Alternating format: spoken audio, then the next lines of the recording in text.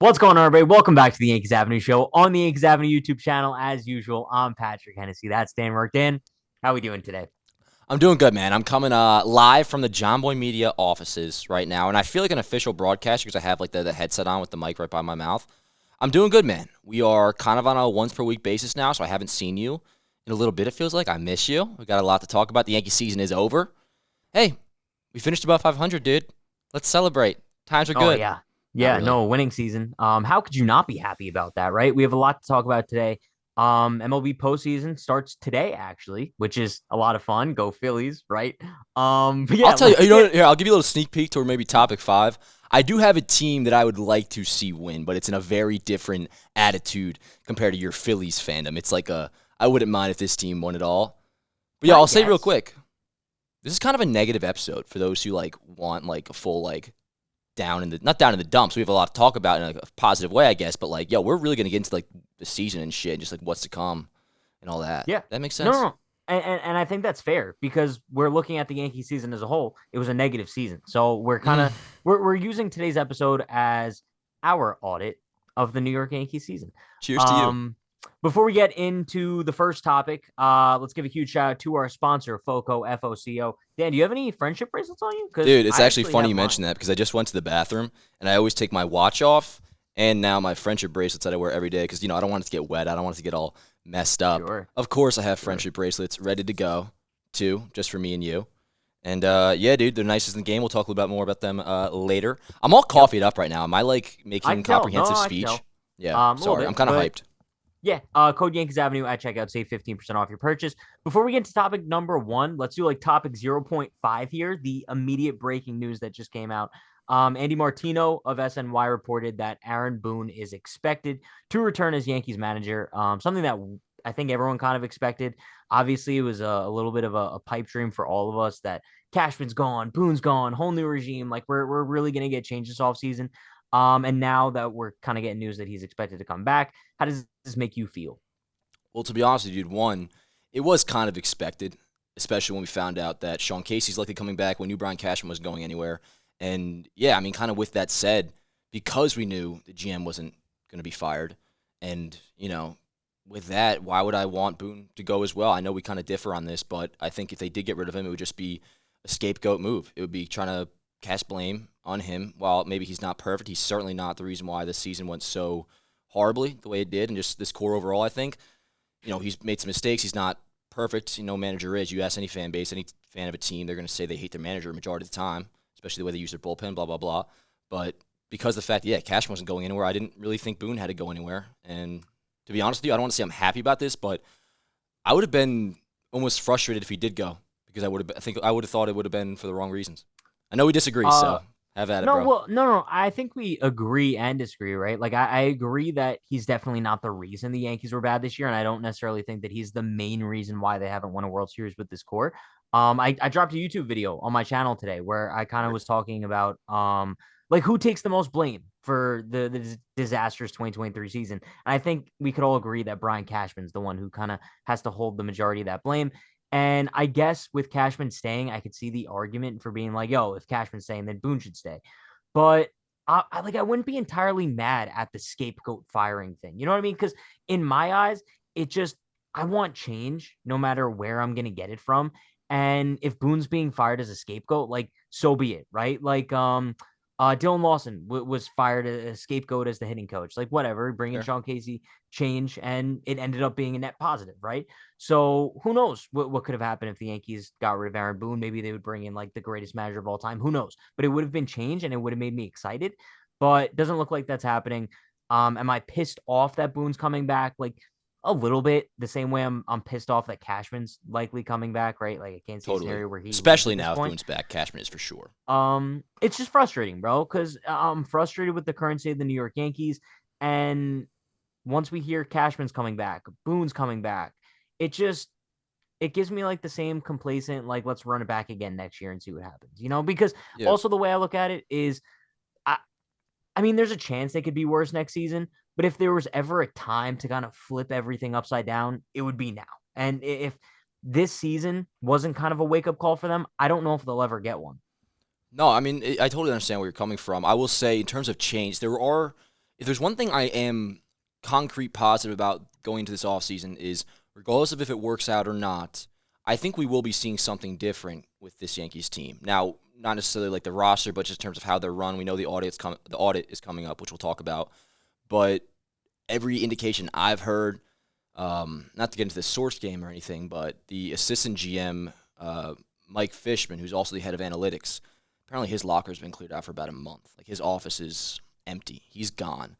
Yeah. Eric Cressy. I haven't heard great things about him, like at No, all. for years now too. I mean, it's Yeah. kind of always. I don't know too much about the relationship there, but him being around so long just screams to me he might be in the Steinbrenner family as well. Like the way Cashman is, we talk about.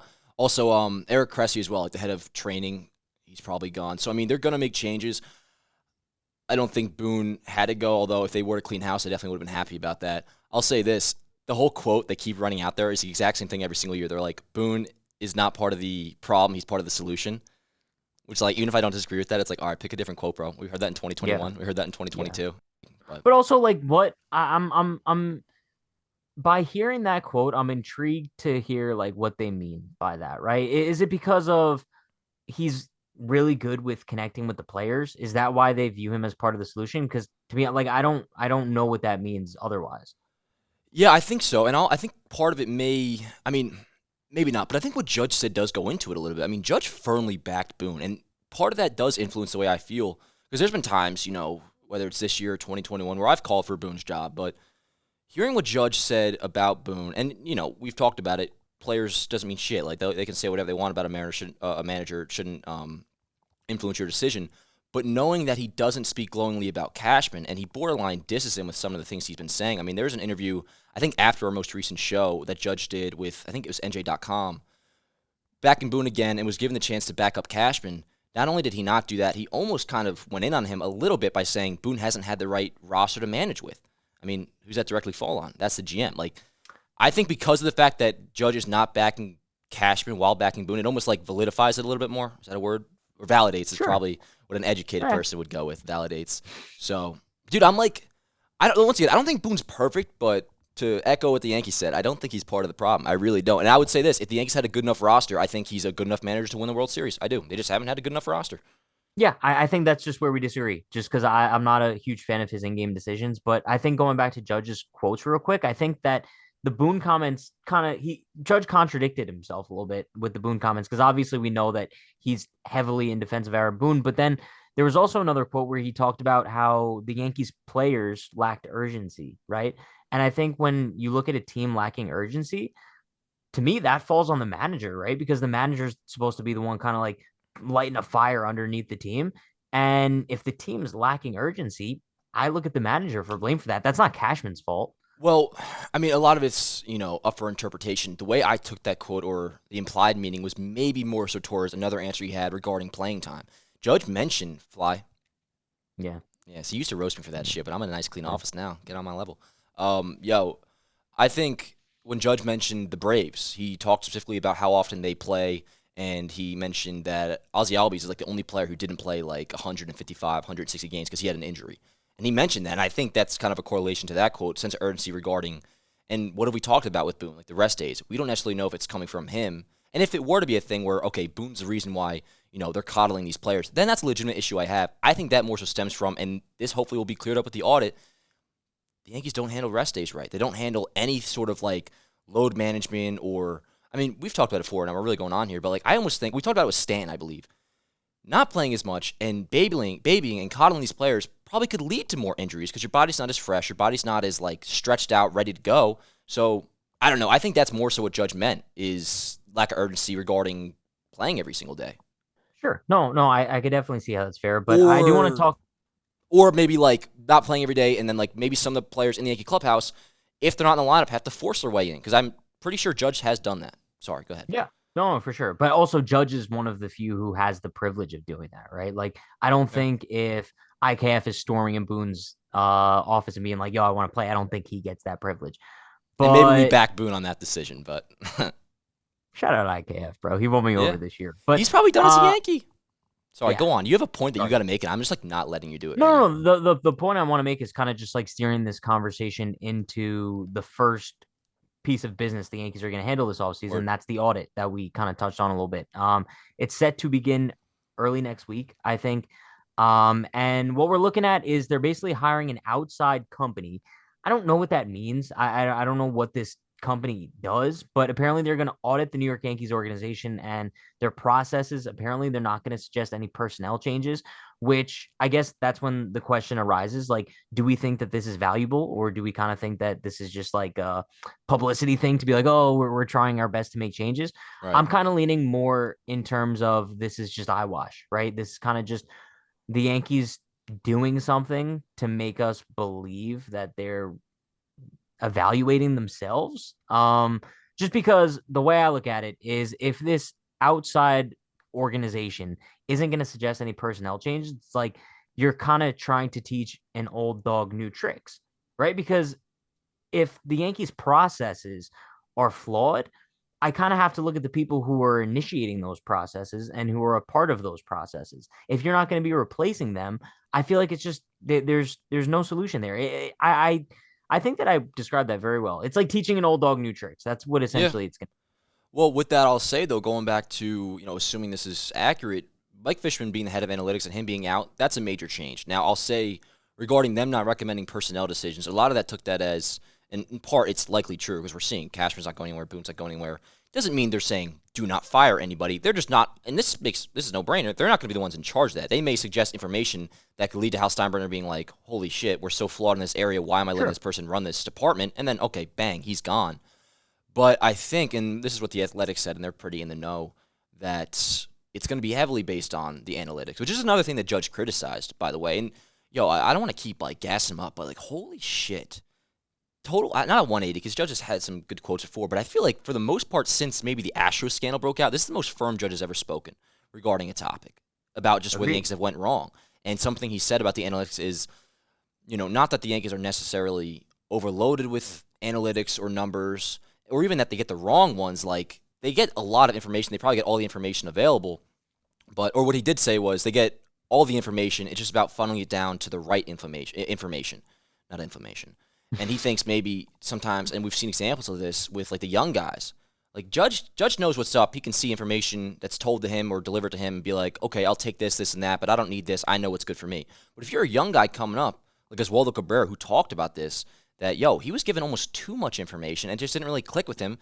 Oswald Peraza as well. The Yankees told him, what was it, that he should ditch the leg kick and a bunch of other like swing metrics that he was listening to. I mean, you're a young kid, like you can be molded pretty easily, especially, you're around all these people that you think know what they're talking about, and some of them might know what they're talking about. But like for the younger kids, it's like if this information's wrong, they'll listen to you, bro, and that could ruin them. And maybe that's what happened to Waldo this year. I mean, you look at Volpe as well. I mean, not that it ended up finishing great for him either, but what did it take for him to get right, at least for a couple months? Kind of getting away from like the analytic heavy approach that they were just feeding all this crap to him. He just kind of talked to his boys, settled things down to old baseball information. I don't know. It just, I feel like with this audit as a whole, you could come down to finally kind of like finding out, is that the word? Like finding, like a finding of what's right and what's not. What's the thing? Like you're like graining out sand and like you're trying to You're get rid like of the you're straining it. straining, yeah, some sort of thing Straining, like that, yeah. like where like not everything you do is wrong, but you really got to get out what's wrong away from the organization. So I don't think this is going to like totally overhaul anything, but I will say I don't think it's total eyewash, because I do believe that Hal's fed up, especially because Judge is fed up, and he goes right to Hal. He bypasses Cashman. His meetings are all with Hal, which are taking place this week. Judge is meeting with Hal this week, and that kind of puts the pressure on him a little bit. So, like, this can't be bullshit, or else, your number one player, your star player, and Aaron Judge is going to be pretty pissed, which we know is valid now. It's not just a thing like, because some have suspected that, Judge got his bag, he doesn't have heart. Like, no, if there's anything about this week that's really been proven in the last couple of weeks, Judge cares. Big time. And because of that, I don't think Hal can get away with just letting this be eyewash. All this has to be, this whole offseason has to be legit changes. Has to be. Yeah. And 2 points that I want to make based off your big point. One, 1,000%. I think we saw a different Aaron Judge. And I feel like when players sign massive contracts, it could go one of two ways, right? It's either one, they totally just don't care. They got their bag. Now, whatever happens, happens. Or it's like the Judge effect where, bro, he's named captain of the New York Yankees.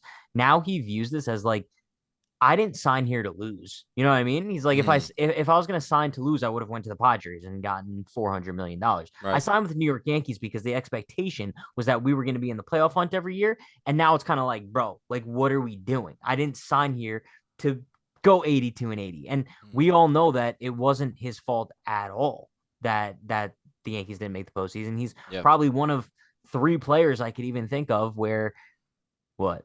No, it's so funny you say that because I think I thought about this last night. It is three players. I feel like that you're like Yeah, you have Judge, Cole, Glaber, and then the bullpen or the pitching staff part of the bullpen. You could say yeah, but I don't really count those guys. right. It's not nice, but like I don't like Michael King had a nice season, but I'm not really counting him just because I don't know. And that's the one area But we never really roast the Yankees on, anyways, is pitching. So, but sure, go on. yeah.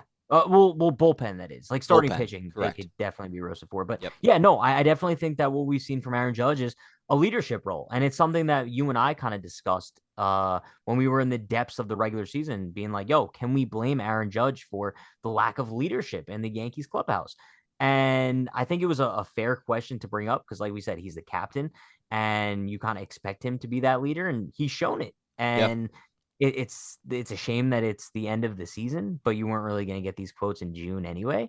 Yeah. But yeah, no, True. it's definitely refreshing to see this from Judge. It's very captain like, and it shows that he's by far, at least publicly, the most pissed off player on the New York Yankees. And I think it's very fair. And just on the audit, I completely understand that the audit can cause changes with the analytics guys and maybe processes aren't going as smoothly as maybe the Yankees expected, but it doesn't really do much for me, right? Like maybe long term, it's awesome for the team. Maybe they're gonna like replace the analytics guys who aren't really doing their job too well with better analytics guys who are better at their job and whatever. Maybe there's more of a balance, but it doesn't do anything for me, right? As a Yeah. Yankee fan, all I care about Brian Cashman, Hal Steinbrenner, Aaron Boone. That's the only personnel I know and that I care about that impacts me. Getting rid of the poor bastard in the analytics department who's going to lose his job, like it does nothing for me, right? But maybe long term it's beneficial. I just can't get too excited over it right No, that now. makes sense. That makes sense. And even past that, bro, I think it goes, and this all, of course, revolves around Cashman. He's the GM. But Yankee fans, including myself, ultimately aren't going to be happy until we have a better roster. I mean, we can talk about all these processes which do lead to not having a good enough roster, but like, look at the team this past year, dude. And that's kind of where I go with Boone. Like, it just, dude, I think I say it every episode, but like, we were batting Bader cleanup. We were batting Billy McKinney leadoff at times. Jake Bauers fit. You know what I'm saying? So it's just, one more thing on the season as a whole. You know, they'll talk about in this audit, and they'll put partial blame, which many people are worried about, on the injuries. You only get worried about that if they use it as like overall blanket excuse as to why everything went wrong. I think it's a reason to think, okay, we'll be better next year. I look at 2023 as the floor of what this team could have been. 82-80, that's about as worse as the Yankees, with having not the best processes in baseball, but we could probably say like maybe they're decent for being an average team with money. Like, you're not going to be so much far below a 500 ball club. But the problem was that the ceiling was never high enough as to what it should be. I think our ceiling this year was maybe an ALCS. And, I mean, shit. The problem with what's really unfortunate is how open the American League is this year. The bottom line is, like we talked about it last week, like we didn't do anything to improve to get better than the Astros. So no matter what, if we ended up in last place, fourth place, or making the playoffs, will we win the World Series this year? No. And that's kind of like what the overall issue is with this team. We just got to figure it out. Yeah, no, agreed 1,000%. And you mentioned the Astros. One thing that I do want to touch on regarding them, they ended up winning the AL West Of course they again did. this year, which is absolutely insane. And I know you definitely disagree, but this is something I felt for a decent while now. I have respect for the organization, bro. Just seeing how they consistently win every single year, and you kind of look at all the adversity they had this year and still winning the AL West. Granted, it was an easier division than the Yankees were in, but you're talking about Yordan Alvarez missing half the season, Bregman missing significant time, Altuve missing significant time, not having Verlander for half the year, and somehow, some way, they always find a way winning the division, making it deep in the postseason. It's respect on my end. Yeah, sure. I mean, I respect the fact that they make the playoffs all the time. Like They win their the World front office Series. is insane, bro. Yeah, I'll And give it credit, trickles especially down to since, the I'll really clubhouse. give credit to the front office and Dusty Baker since all that shit went down a few years ago. Their, I don't want to say comeback because I don't want to give them like too much credit, but they've handled it very well in terms of winning. It's just the players are so unlikable. Like Alex Bregman, stealing Kanye's line and trying to be all cool. He's the cringiest motherfucker of all time. He's like, a lot of people are wondering what would happen if the Astros didn't win the ALS. Guess we'll never know. It's like, and I tweeted back at him. I was like, stolen as per usual. Yeah, he was probably pissed off about that. Fuck you. He probably didn't. He is a dweeb. He's such a dweeb. Shout out to that one kid. Remember that one dude who tried to ask for an autograph? Or as a joke, a kid asked for an autograph. He's like, yo, Alex, can I get your autograph? And he goes to give it to him. He's like, no, F you. Go bang a barrel, you bum. And Alex looked all like, yeah, badass. Let's move on, though. I got a train to catch, bruh. Okay, that's nice. And you got some kickboxing to do. It's not kickboxing. It's okay. Oh, well, then my motion was correct. It's just regular boxing. Yeah, no, it's like Wii nunchucks, you know? Word. Nice. Yeah. Yeah. Let's get into topic number 2. Let's talk about the $162 million man, Carlos Rodon. An absolutely putrid season. I feel like we've touched on him so often, but I was really hoping that he could end his season on a high note in Kansas City. It was quite the opposite. He ended it on the lowest note possible. I would say, I don't even think this is outlandish for me to say. That was the worst performance I've ever seen from a starting pitcher in my life. It was on Friday night, I think it was, in Kansas City. Yeah. He didn't record a single out in the first inning. 8 earned runs, bro. And on top of that, Matt Blake came out to kind of give him some advice on to maybe not be this bad. And Rodon apparently turned his back to him. Apparently, we saw it, yeah. Respect. And to the point where he was even asked about it after the game, and he was kind of just like, oh, I was just frustrated in the moment, whatever, yada, yada, yada. Just another one of those cases from Carlos Rodon. It's kind of equivalent to the blowing kisses thing. This is probably worse, right? Like publicly disrespecting your pitching coach. Not ideal. Way worse, to be honest, in my opinion. Yeah, I would agree. But his final line is 6.85 ERA in 14 starts.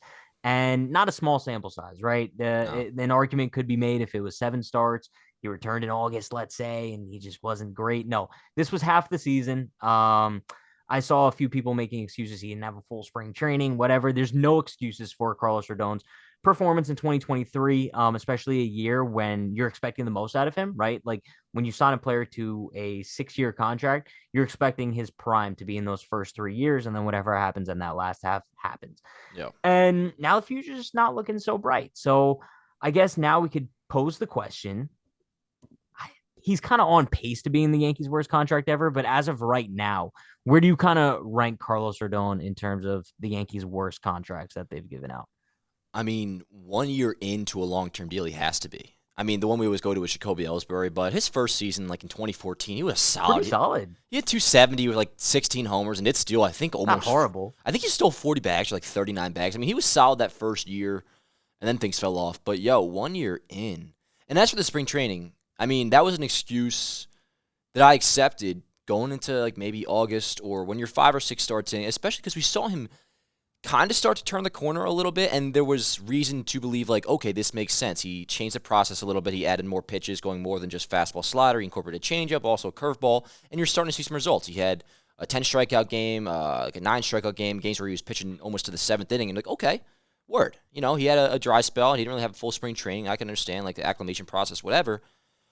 But, I mean, you mentioned one of the worst starts you've ever seen. I don't have the exact numbers off my head, but there were certain ways I saw it on Twitter, and not even in an ESPN stat way. You can chop it up quite easily to that being like the worst start of all time in terms of, no outs recorded, runs allowed, walks, hits. He was brutal. And it sucked, bro, because I was like, obviously by then we were out of the playoffs. I was like, okay, 3 games left. I'm going to sit down and enjoy this. And just because I know in a month I'll miss Yankees baseball. So, okay, 3 games, let me just enjoy the series. And it was just like right away. It's like, nah, Dan, let me remind you, this season fucking sucks. And, I'll say this. Rodon, I don't think the comparisons to Carl Pavano make too much sense. I get why people bring it up because, he was hurt a lot. Pitcher, didn't do well.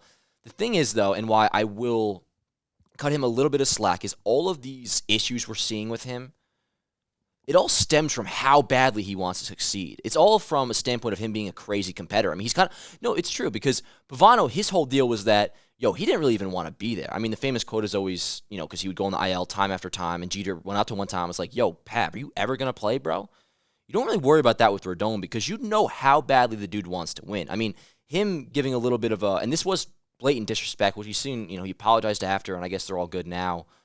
But him turning his back on Blake, and, the kisses blown to the fan, which by no means are acceptable. They're stupid. It's dumb.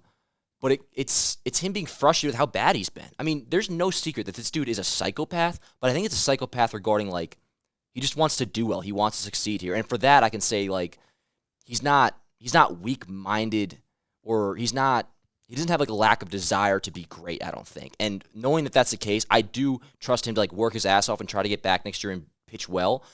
What concerns me though is that like we'll see this stuff tick up back to 99. Like I said, he's looking better, mixing in some other pitches. And then last start, fastball's back down to 95. The slider's down a couple miles an hour. Doesn't have much bite. So in terms of just stuff and, okay, did we get maybe fooled into this dude did only have 2 good years, 2 really good years. 2 of the best, like those 2 years, he was one of the best pitchers in baseball. But before that, what exactly was he? I mean, he was kind of like a 4 ERA pitcher, granted a high draft pick. So, like, the attitude actually doesn't concern me. If anything, it excites me a little bit more because I know he's a dog and he wants to do well. He's craves doing well. But, like, regardless of the attitude, bro, maybe we just gave $160 million to a guy who isn't capable of being or consistently capable of being a 1A to Garrett Cole. And if that's the case, we are in deep, deep shit. Like, if he just flat out not good enough. Yeah, no, I think it's a fair assessment at this point. And this was kind of one of my concerns when the Yankees were originally targeting him. Like, I think maybe we could go back to that conversation. But obviously, I didn't think that he was going to be this bad. But obviously, Carlos Rodon had his question marks. He was coming off really just 2 good seasons in his career. But other than that, like, bro, injuries were always a question mark. Inconsistency was always a question mark. And I guess now going into 2024, the expectations are at 0. And I can't see him getting any worse. So if you want to look at any positive going into next year for Carlos Rodon, it's that I don't think he could get any worse. However, I think the only way he can get worse is if he just doesn't step on the mound and he has more injury problems, which I see as being totally possible because if you look at his career history, the dude's completely injury prone. So that's also an argument that a lot of people have kind of thrown out there. Oh, he wasn't healthy. He wasn't healthy to start the season. He didn't get a full spring training, yada, yada, yada. But what gives you the impression he's going to be healthy all of next year? What gives you the impression he's going to be healthy all of the season after that? Until I see a full healthy season of Carlos Rodon pitching at an elite level in the Bronx, I'm not going to be sold on him. And right now, like I said, the expectations are at 0.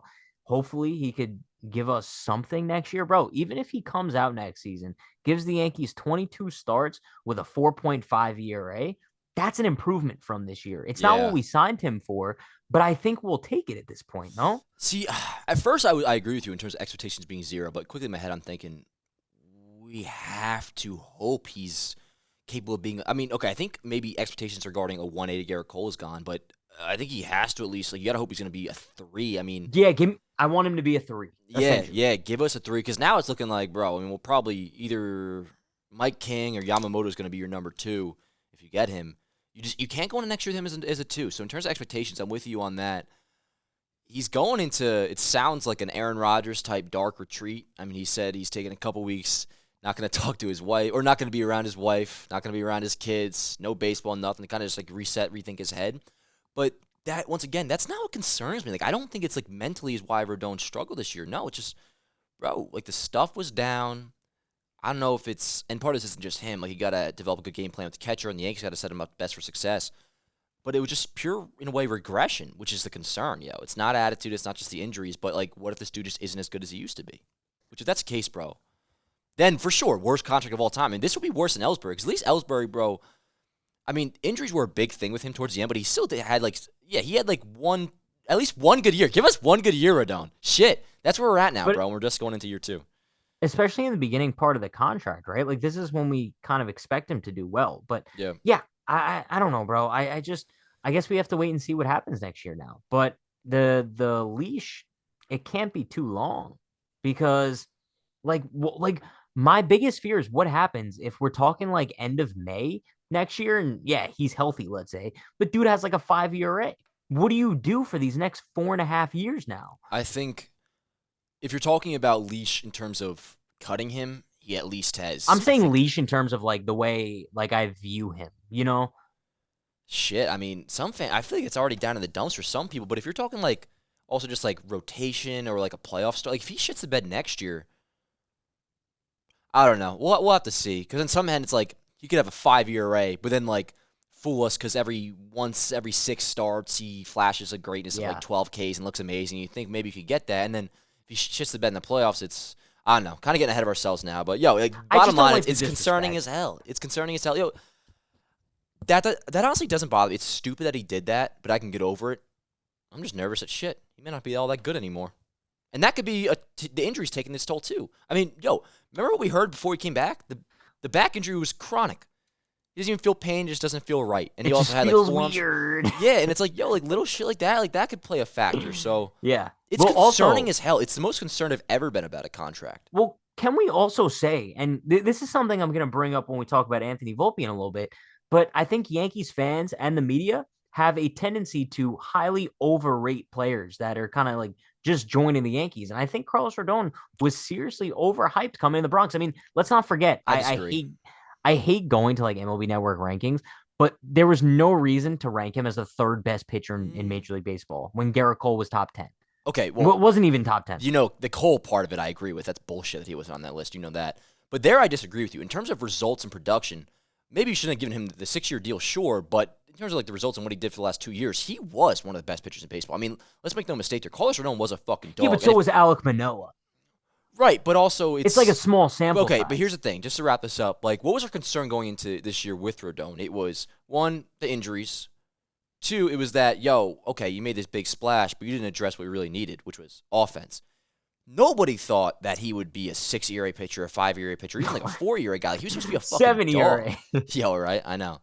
It's crazy, bro, because like I remember seeing when we got Luke Weaver, I'm like, why'd we get this fucking bum? He's so bad. And you see like his ERA's lower than Rodon's. It's like, yo. Oh, yeah. Like, no, bro, Luke Weaver's he was a dog. He ended up actually doing pretty good. And he's a likable dude, by the way, Luke Weaver. You see any of his interviews? He seems like a really cool guy. I would not mind a little like minor league deal, invite to spring training next year. But we got to move on, yo. No. By the way, one thing I do want to touch on regarding the starting rotation before we move on is Frankie Montas. I'm giving him a 1-year deal going into next year. I think that he has potential to be good next year, bro. Especially if he's healthy. I'm not basing that off the inning we saw him pitch in the Royal Series, but I think that if you're looking at anybody to give a 1-year prove it deal to, what's the worst case scenario? Like he gets hurt again? I don't really care at that point. Like it's a 1-year deal. It's a bad 1-year deal. No, I'm with you 100%. And you know, props to him a little bit. He did work his ass off, got back. Yeah, shout out to Frankie Montas, bro. Yeah, and Jack Curry made a good point. You know, okay, rightfully so. He got the hate, but not even him. It falls on Cashman. It shouldn't be his fault. No, you know I'm not. Yeah, but Curry brought up a good point too. It's like this isn't. You know, not the Yankees are doing this for nothing. Like they may see a future with him as well, and it would probably be like a 1-year fucking, I don't know, $8 million, something like that. Yeah, no who cares? Like a Corey Kluber deal, you know? Yeah, but one you're actually kind of excited about and not have to trick yourself into being excited about. Because the upside of Montas, let's not forget. But for real, though. I mean, no, Kluber was like, okay, maybe we'll get something out of him. You know, it's been a couple years and strike lightning in a bottle. I don't know. Dude was 37 when we got him. But with Montas, yo, when we acquired him, you take that shoulder injury away. Like, he was from 2021, 2022, one of the better starters in the American League. Like, a top 15, top 10 starters in the American League. So if you get that guy back healthy on, like, the process mindset of, okay, you're signing him for your number 5 spot, for all you know, like, he could pitch a fucking be your number 2 starter in a playoff game, the upside of him. So yeah, and that's why I'm looking at a rotation next year. Cole's leading. Michael King right now is probably your number 2. Yeah. Do we know when Nestor's expected to come back? As of right now, he's healthy, but that is a ticking time bomb to me. In my head, bro, this is where, like, I'm leaning on the negative side of things, which I don't usually do. I just assume he's getting shoulder surgery. I just do. I'm assuming that we're never getting the same Nestor. Like, there's no fact behind that, but just in my head, I have a bad hunch. But speaking of hunches, I also think they signed Yamamoto. Because even if you're not going to know next year, Yamamoto's only like 25. So by the time you figure it out, he's still be in the prime. Like, say, okay, the Yankees aren't a serious World Series contender for another 3 years, which hopefully it's not that long, but it might be. Yamamoto would still be in the prime of his career. So yeah, and I don't hate that starting rotation, bro. Cole, let's say you sign Yamamoto. Cole, Yamamoto, King, Rodon, Montas. I think that looks real. Bro, if Rodon could be your number 5, if Montas pitches well, so be it. So whatever. One might say the best starting rotation in baseball. Let's not even get into that again. But it also it gives a little bit of leverage to Nestor where he doesn't have to be in the number 2. Like if he can't really have too many innings on his arm, like throw him in the bullpen. Like that's where he started. So I don't know. We'll see. I don't think you throw Nestor in the bullpen if he's healthy, but I'm down to have that problem of wondering what would you do with all these guys. No, exactly. Yeah. Exactly. Before we get into topic number 3, we want to give a huge shout out to our sponsor, the greatest merchandise company in the world, FOCO, they have the best bobbleheads in the world. They have the best merchandise. Look at these bobbleheads. I just want to kiss them. I want to lick them. I want to have fun with them. But yeah, they have stuff for every single team.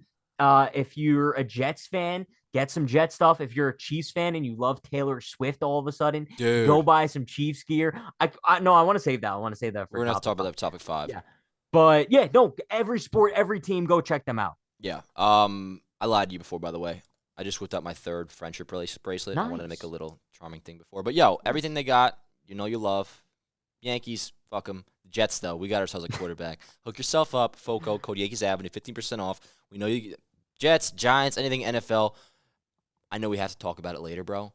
The NFL is a serious fucking problem with this whole Taylor Swift thing. So, they're on my shit list. I don't want to advertise them too much, but FOCO, no matter what you get, whether it's NFL, MLB, NBA, they're the shit. Code Yankees Avenue, 50% off, and help support us. Keeps the light on at night in the winter. Philadelphia Phillies merchandise as well. Don't tell me that's a fucking Phillies hat you got on. Turn that shit around. It's not. It's an unhinged hat. A lot of people are getting pissed off about that. I'm getting called like a fair weather Yankees fan on Twitter now. It's kind of wild. Honestly, they also check themselves because I see so many people doing it. I see so many people doing it. It's whack, including you. So I'm not trying to be on your side or nothing, but I see way too many fans getting excited. Not even just Yankee fans, bro. This one page I follow, it's an old Mets friend. He runs a Mets fan page. He's posting last night. He's like, Team Brewers. I'm like, holy fuck. It's one thing for you to root for another team, period, as hard as you are. But this motherfucker in his own league, dog.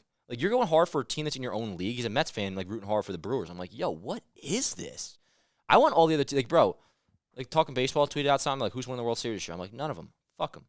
That's truly how I feel about the rest of the teams. Although I will say, the D-backs, I was talking about before, I wouldn't mind the D-backs winning because it's so random and I can just move on and pretend 2023 never happened. I don't know. What I mean? I love postseason baseball, bro. I'm kind of rooting for every team to win. Let's do this topic quick, okay? Bro, you're acting like we have 30 minutes to go. I don't. All right, so behind the scenes here, let's just talk this out. Maybe I'm tweaking. Sure. I have a 7:45 train at Port Authority. That's 42nd Yeah, Street. We said we were going to wrap up recording in 25 minutes. If you right? Okay, let's finish by 7:25. Thoughts? I feel like you just don't trust my pacing. I think that's the issue. Which wouldn't make sense because you're very good at pacing. Maybe I'm fucking this up. Let's go. Topic 3. Topic number 3. Let's talk about Giancarlo Stanton real quick. Obviously coming off a pretty putrid season. Batted 191 this year, 24 home runs, OPS below 700. How confident are you, Dan, that he's going to bounce back going into next season?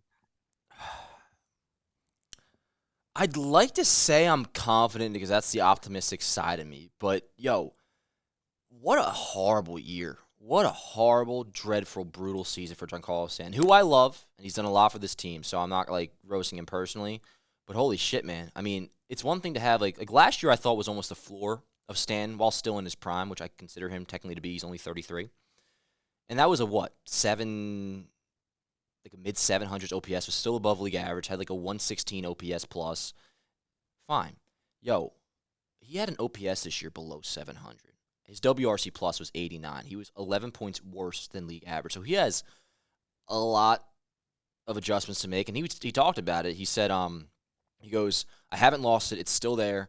I have work to do this winter, but I know I'm going to find it, and it's not going to require, a major change in mechanics. It's only a few tweaks, as long as they're the right tweaks.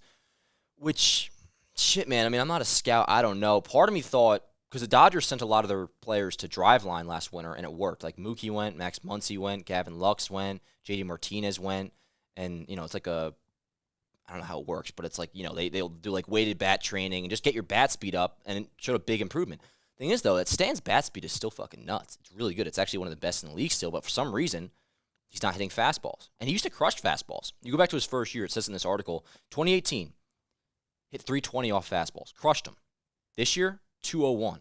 And obviously, if you can't hit a fastball, you're kind of screwed in the big leagues. So, as simple as it sounds, you just got to figure that out, bro. Learn how to hit a fastball. Because, bro, it's something weird to see Giancarlo Stanton get blown away the way he did this year.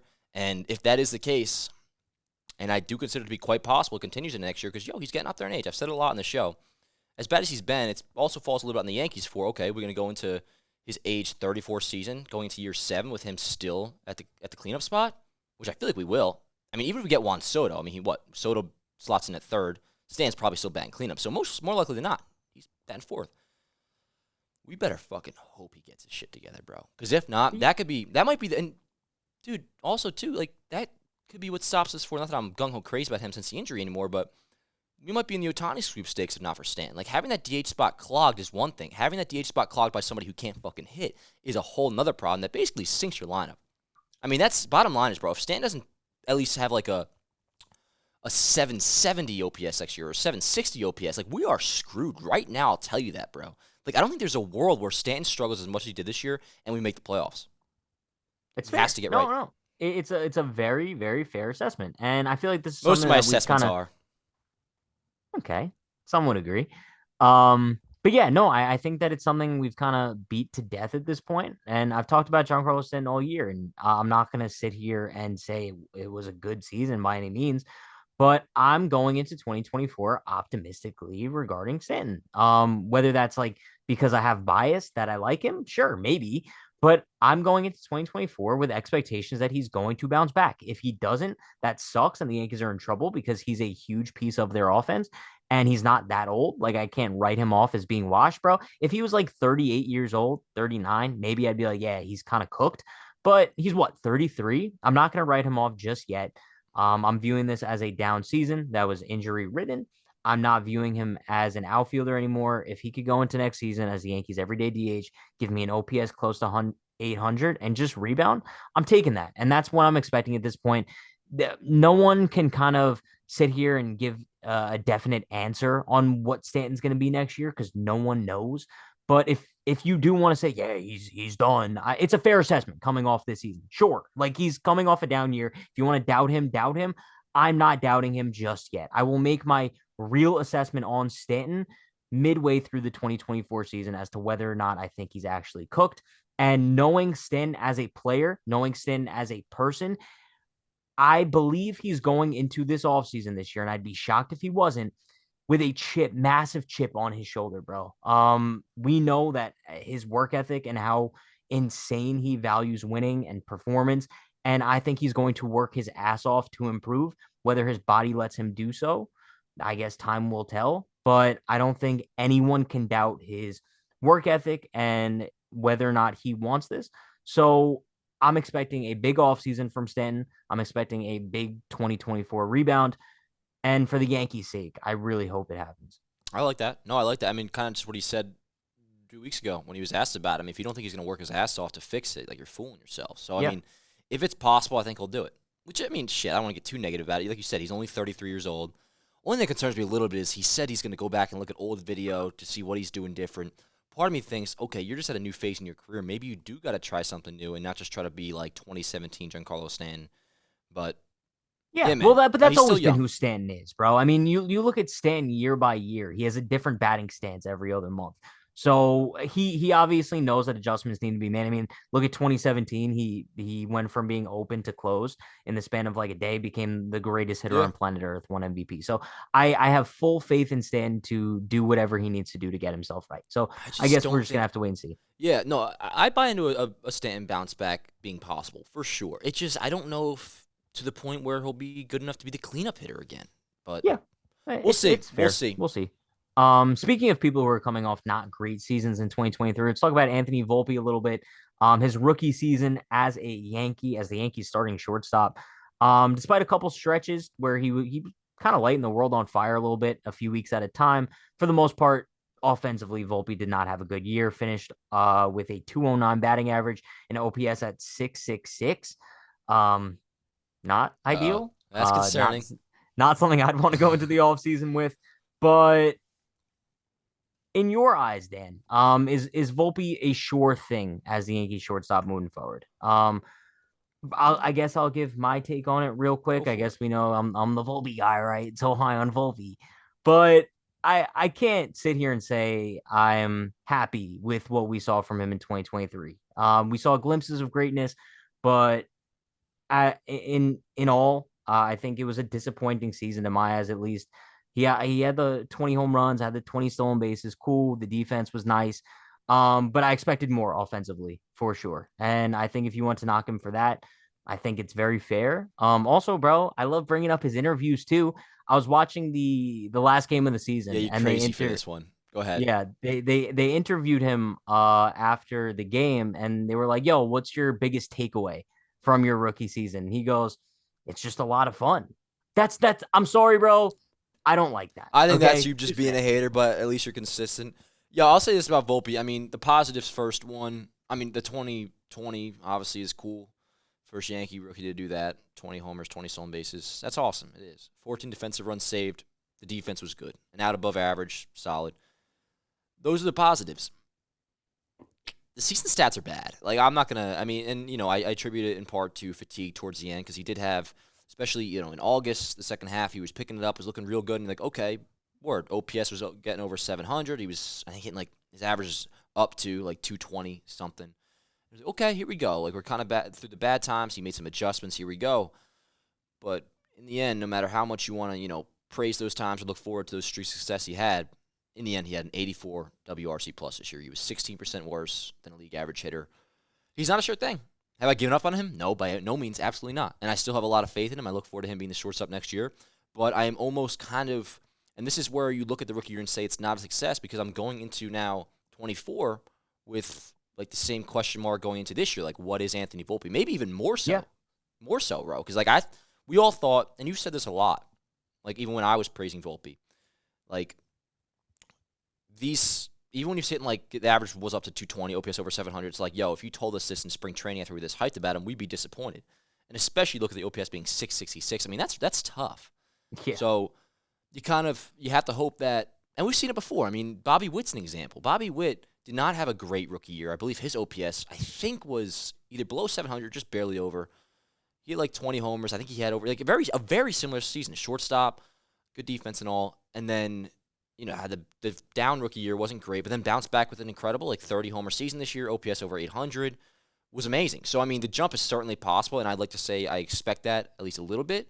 But I'd be lying if I said he's a sure thing or I'm like happy with what his season was. I think there definitely was flashes of being a really good player in there, and that I look forward to. But there's some concerns too, that a Agreed. little more than I would have liked to seen in his rookie year.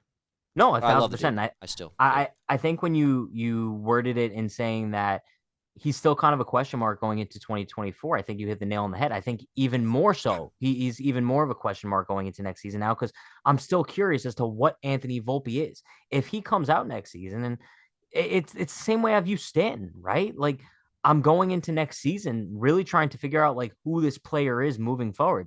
If we're like in June and Volpe still has a 650 OPS and he can't consistently hit above 220, bro, I think I might be questioning like offensively, who is he going to be? And I think the part that frustrates me too is Yankee fans are still trying to convince themselves and convince everybody else like Volpe had a great rookie season and You he's can't do that going to anymore. be fine.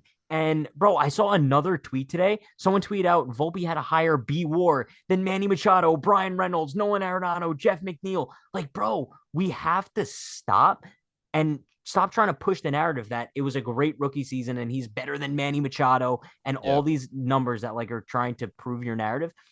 The the actuality of the situation is that it wasn't a great rookie year. It was below our expectations coming into it. And now we just have to go into 2024 and hope that we see improvement. That's basically all Yeah. it is at this point. But I think people would be lying to themselves when they say that like 1,000% we're going into next season with Anthony Volpe and we're going to see him have an OPS go above 750. You're Yeah, I lying to think yourself. And nothing we saw this season proves that as being the truth. in terms of knowing what's going to happen, yes. I think Yeah. the optimistic take you can have is, once again, you saw the flashes. You saw in a pretty long, I mean, not so much right after the chicken parm crap, but I think it was August or that stretch he had before really falling off hard at the end. He was looking for a good while consistently really, really solid. I think that's the thing you got to hope for Volpe next year is consistency because knowing that player exists that can be as good as he was, and, not that he was like an MVP candidate or nothing, but even if he's a shortstop that can get to like a 750 OPS, and there was a good streak of about 30 games where he had one over 800, like knowing that player exists, like I can get excited about that, but not if that's going to be a thing where you see for a month and then it goes down to 550 the next month. So, Yeah, but but it's kind of funny, right? Because we were talking about the Jets a little bit earlier, and it's kind of like a Zach Wilson situation, I right? was thinking about this. Where Zach Wilson looks absolutely untouchable for one drive, and then the next drive, bro, he looks incompetent. And Yes. even like on a game by game situation too, it's obviously a different sample size than Volpe, but it's kind of similar to Volpe in the sense of as much as you want to be like, yes, we saw glimpses of what he could potentially be, the majority of it was bad. So you kind of Zach have to lean Wilson in one looked direction. the best he ever did on Monday, though, which is why I'm more thrilled than ever about my quarterback going forward. With Volpe, though, I mean, it's the fact that he has. Did you Once get again, the like comparison? no, I do. No, I do. I do. I think we've made our thoughts known, but yeah, it's. I'll say this one more thing about it on the negative side, and I want to say that like, I do still buy into Volpe, and I look forward to his improvement next year. But if the Yankees, let's say, had a hunch inside, like, oh shit, maybe this guy really is a 666 OPS type guy, or below 700 for that matter, then you might as well just go with Peraza as your shortstop. Because as good and solid as Volpe was defensively, I mean, if that's what you're getting with the bat, you might as well just see what Peraza's got because you know the defense is going to be good.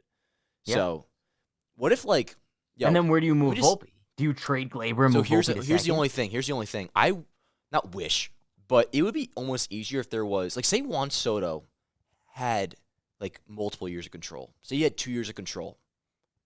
Let me ask you this just now, because the realistic situation. 1 year control, Juan Soto, 1-for-1 deal. You trade Anthony Volpe for Juan Soto? 1 year. Do I trade Anthony Volpe for 1 year of Juan Soto? Like entering this offseason? Right now, like this, where we at right now? Volpe for Soto. Is an extension guaranteed or it's kind of just up in the air? Nah, and forget that, because you can do that, but what you're trading for transaction-wise is that 1 year of Soto for Volpe. Yeah, I do it. Just because the way I look at it is I think the value that Juan Soto could provide the Yankees next year, and also I'm inferencing that I'm going to extend him. So over this next 5-year period, I think a combination of Soto and Peraza gives you a much higher value of winning than a combination of Volpe and Peraza.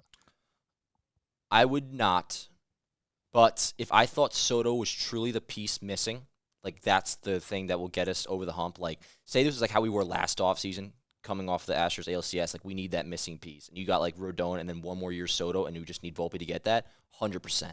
He gets you closer. No, he does. He sure. does. He's not the finishing piece, I don't think. But it's more so my full answer would be if it was multiple years control, if it was even 2 years control of Soto, I think I would do it for that exact reason, because you could just slot in Peraza and you know you're at least getting the floor. You of what could Volpe extend was. him though. Yeah, but you also could just keep Volpe and wait till next year and sign him. So like and the fact of you wouldn't technically have to give up Volpe to get Soto, you can get a package cheaper. I think it's more so a conversation of if you could get if Soto had 2 years of control, would you trade Volpe for him? I 100% would. 1 year is just it's too fair. It's too. But I thought about it. Yeah. Would you have done it last year? Yeah, because he has 2 years. But let's say if like last this were year. last year. Yeah. Like, but Soto still only had 1 year left. But we hadn't seen Volpe yet. No, hell no. Okay. So that kind of implies my stock on him has gone down, which this is recency which is bias. fair. No, it is, but also I want to let everybody know, like, this is recency bias. I still have, like, and I'm talking very down on Volpe right now, just because it's kind of frustrating, like, how much his stats went down, because, like, I do love the kid a lot. The kid who's my fucking age. Let me close this, though, by saying, like, I still have faith in the dude. Like, I truly do look forward to seeing how he improves next year. I just pray to God he does. I have faith, too. I just don't think he's, like, gonna light the world on fire offensively. Hope he proves me wrong, but I mean, it's kind of like a Rodon thing, bro. Like, I can't see him getting worse offensively. That's what I'm trying to say.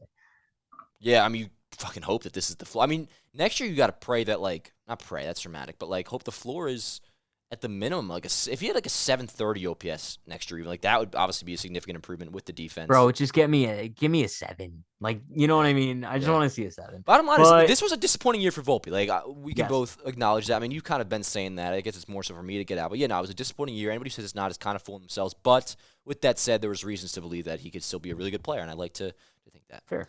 Yeah. Let's get into topic number 5. There's a couple things I want to touch on here. One of which I think is the biggest elephant in the room we kind of touched on earlier. The whole Taylor Swift NFL thing. I think both of us are obviously pissed off about it. I think the entire world is pissed off about it, unless you're like a Swiftie, bro.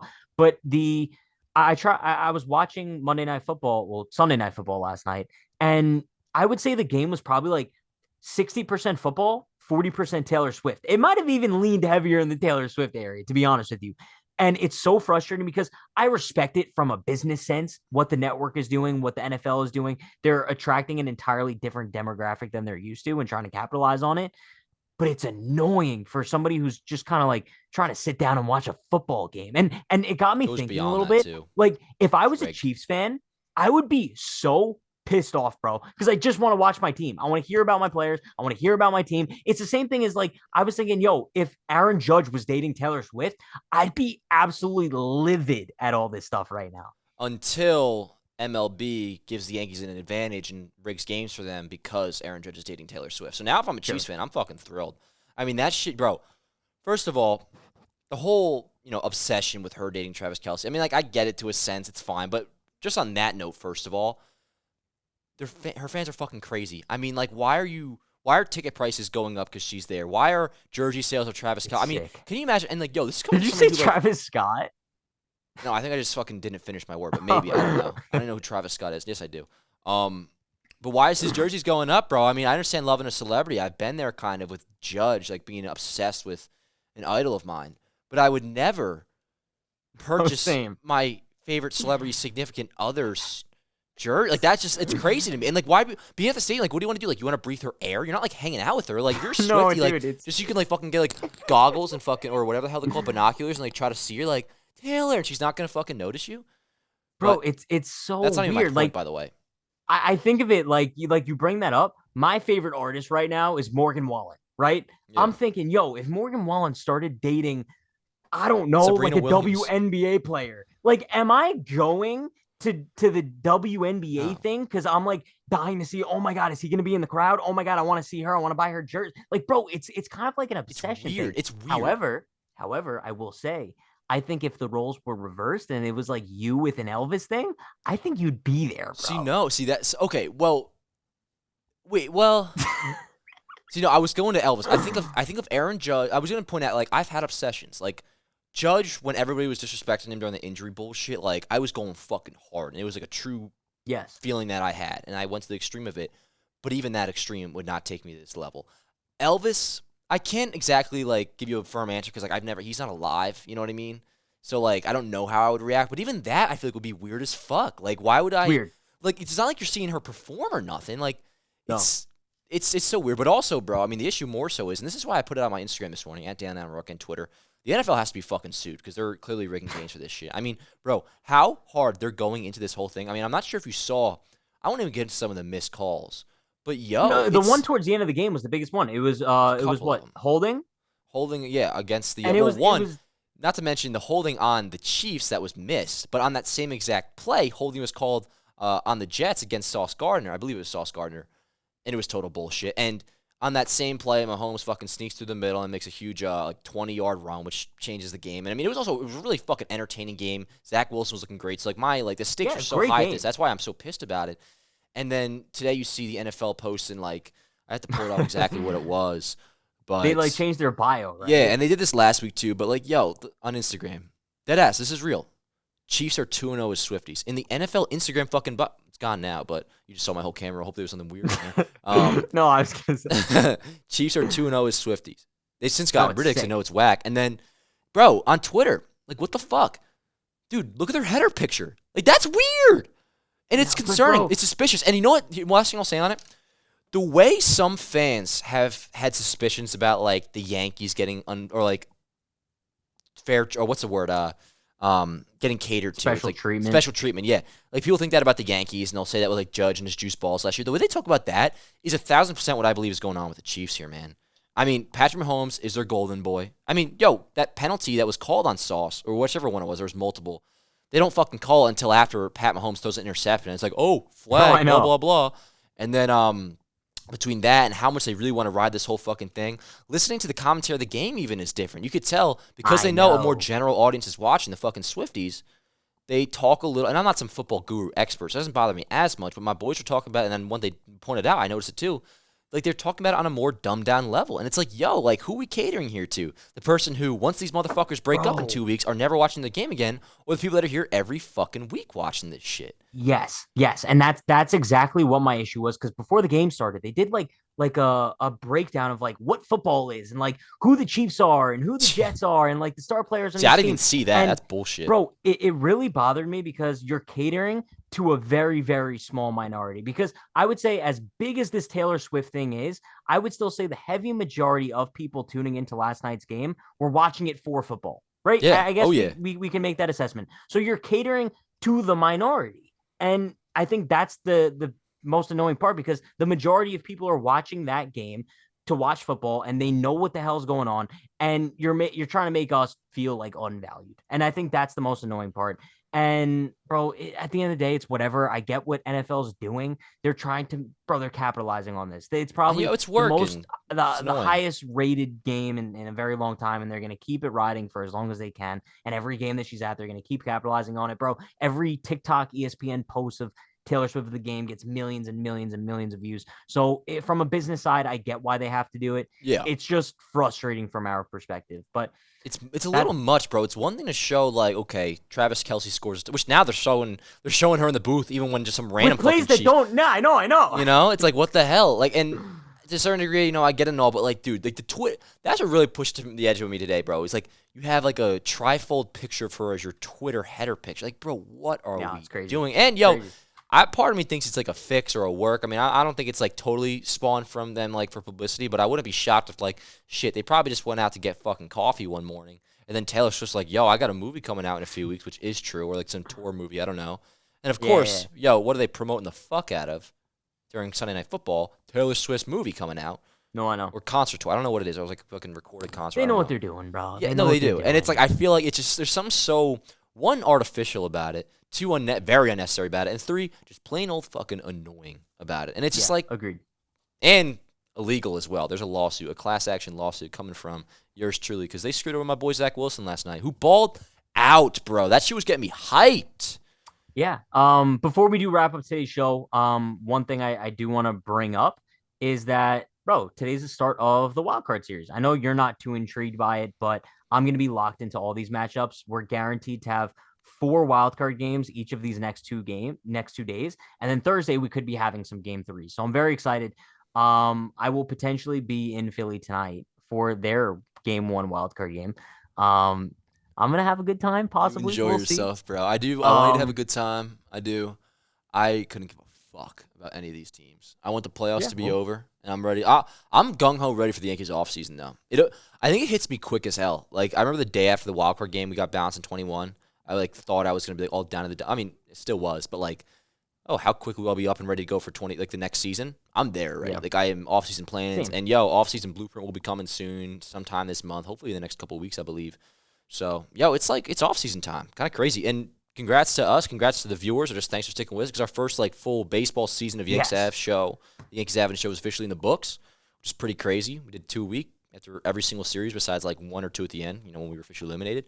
But, pretty crazy, bro. Like, we're doing this over a year. Like, we had episode 100, and now we have full season in the books, and now we'll have our – like, now it's like we're officially entering, like, I guess not year 2, but, like, our second winter, and it's – I don't know. It's cool. Cool. Yeah, and also, like, even though we're probably only going to be doing 1 a week in the off season, like, we still have a lot of really fun things planned. Yeah. And yeah, dope, bro. I appreciate all the viewers. I appreciate you, Dan. Like, I already gave you a shout out last episode for all the stuff. Which that was nuts, by the way. I watched that like 3 or 4 times. What? That little like shout out you gave me. Oh, like, I mean, that shit, bro. I appreciated the hell. Like, you don't even know. You want to get right in my heart. Like, the best thing a girl has ever told me, bro, or could tell me, is not that you're a girl, but just in general. Like, somebody tell me like I work hard. It's like, it's nice. No, you know what I mean? Like, that's, I feel like, at least for like a fucking, that was about to be sexist as hell. I was about to say for a guy, but like, you know what I mean? Like, I feel like it's sure. No, I get it. You know I get it. Is that it for this episode? By the way, I'm taking a different train. I'm gonna take the 815 because you fucked this. Oh, okay. Nah, just kidding. Whoa, buddy. So no. It's a nice night in the city. I'm now in the office at John Boy every 5 days a week. So I'm gonna just like, I'm in a new routine of life, bro. I actually was gonna hit you up on Saturday night because I needed a place to stay, but I ended up going to this weird ass hotel. It was after I already booked the shit, and it was like, but could I though if I like needed a spot to stay? Like, yo, I'm gonna buy. Obviously. Same for you. If you ever like, you've done it before. Yeah. Well, for those who don't know, I'm out of Hoboken now, so like it's worst timing of all time, but like also like kind of a life switch up, because it's like I moved out of Hoboken, at least just for the off season, on Friday, every day in office in Manhattan today, Monday, when we're recording this, and it's like baseball season's done too. So it's like, in a way, I'm kind of like, because I didn't go to the office all that much before. So it's now like an uproot of my life, and I'm totally changing up my routine, and now I'm talking forever and not stopping. I'm blabbling on, Pat. And I think that's time to go. It's been another great edition of the Yankees Avenue Show. We got to get out of here, bro. God damn. Any final thoughts? Socials? Yeah. TikTok, Twitter at Unhinged Patrick, Instagram at True Hennessy. Also, subscribe to my YouTube channel, Unhinged Patrick. I've dropped, I think, 4 YouTube videos in the last week. I'm like, That's really enjoy. Sweet. I'm like dropping like little like 10-minute videos where I'm just talking about like Yankee topics. I'm really enjoying it, bro. Yeah, no, they're fun, dude. They're fucking fun, especially just like when you put them out consistently and shit. Like, that's what I gotta get back on to. Like, my blueprint will kick that off. Like, I miss doing off-season videos and stuff. Yeah. Been hanging out with you too much. All right, yo. Did you give socials? Oh, you just did. Did you? Yeah. Dan on Rourke on Twitter. Dan on Rourke on Instagram. Yankees Avenue here on YouTube. Yankees Avenue here on Instagram. Over there on Instagram. Let's get out of here. God damn. See you guys next time. Let's go Yankees.